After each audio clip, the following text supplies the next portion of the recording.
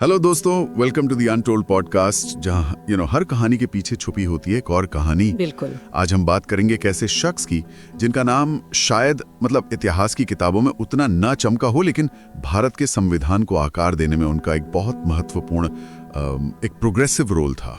ये कहानी है बीकानेर रियासत के एक आइकन की। जी हाँ। सोचिए, एक व्यक्ति जो पहले महाराजा का सेक्रेटरी था, वो भारत का संविधान बनाने वाली सभा का सदस्य बन गया। Okay, let's unpack this.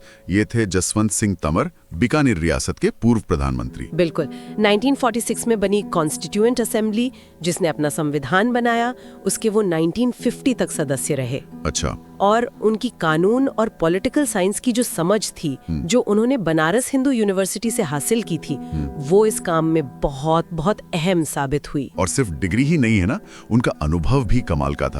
महाराजा गंगा सिंह के सेक्रेटरी से शुरुआत करके हाँ, अब वो अपनी काबिलियत से गवर्नेंस में, कानून की समझ में, यहाँ तक कि रियासत के लिए ट्रेड संबंध बनाने में भी, इन सब चीजों को दिखाकर वो प्रधानमंत्री बने। सही बात है। Here's where it gets really interesting.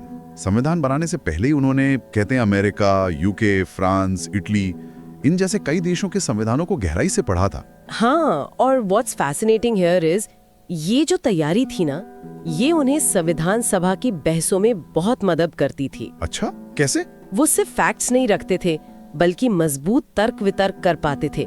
उनके भतीजे हैं महावीर सिंह, वो बताते हैं कि उनकी कानूनी समझ और राजनीतिक विज्ञान की पकड़ गजब की थी।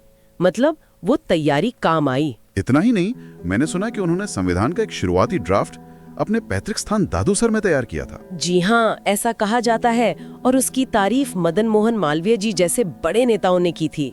कमाल है। और उनका अनुभव सिर्फ देश तक ही सीमित नहीं था। देखिए, वो उन चंद लोगों में से थे जिन्होंने लंदन में हुई तीनों राउंड टेबल कॉन्फ्रेंसेस, 1930-31 वाली, जी 1930 और 31 में जो दो हुई, उन तीनों में उन्होंने हिस्सा लिया था।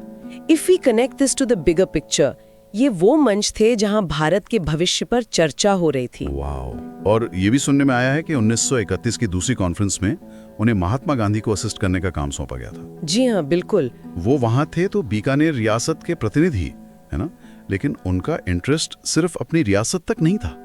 वो देश के राजनीतिक विकास में गहरी रुचि लेते थे। यहाँ एक और दिलचस्प बात है, बीकानेर उस समय की काफी प्रगतिशील रियासत मानी जाती थी। अच्छा। हाँ, वहाँ 1913 में ही लेजिस्लेटिव असेंबली बन गई थी। सोचिए, 1913 में। जी, हिंदी को राजकीय भाषा बनाना, सभी के लिए मुफ्त शिक्षा, शक्तियों का विकेंद्रीकरण यानी डिसेंट्रलाइजेशन, फिर ये नागरिक निकाय, सिविक बॉडीज का गठन, ये सब कानून वहाँ पहले ही पास हो चुके थे। So what does this all mean?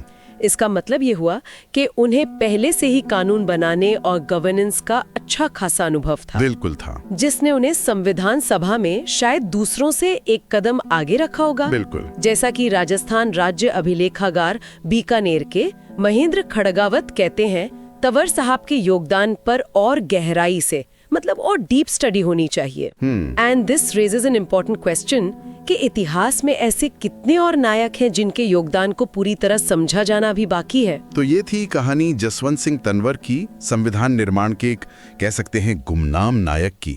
उनकी कहानी हमें याद दिलाती है कि बड़े बदलावों के पीछे अक्सर कई ऐसे चेहरे होते हैं जिन्हें हम शायद जानते भी नहीं। और ये सोचने पर मजबूर करती है कि किसी भी महान दस्तावेज या घटना के पीछे कितनी परतें होती हैं ना, कितने लोगों का योगदान होता है, जिसे शायद पूरी तरह कभी रिकॉर्ड भी नहीं किया जाता। सही कहा। आज के लिए बस इतना ही। अगली बार तक सोचते रहिए उन अनकही कहानियों के बारे में।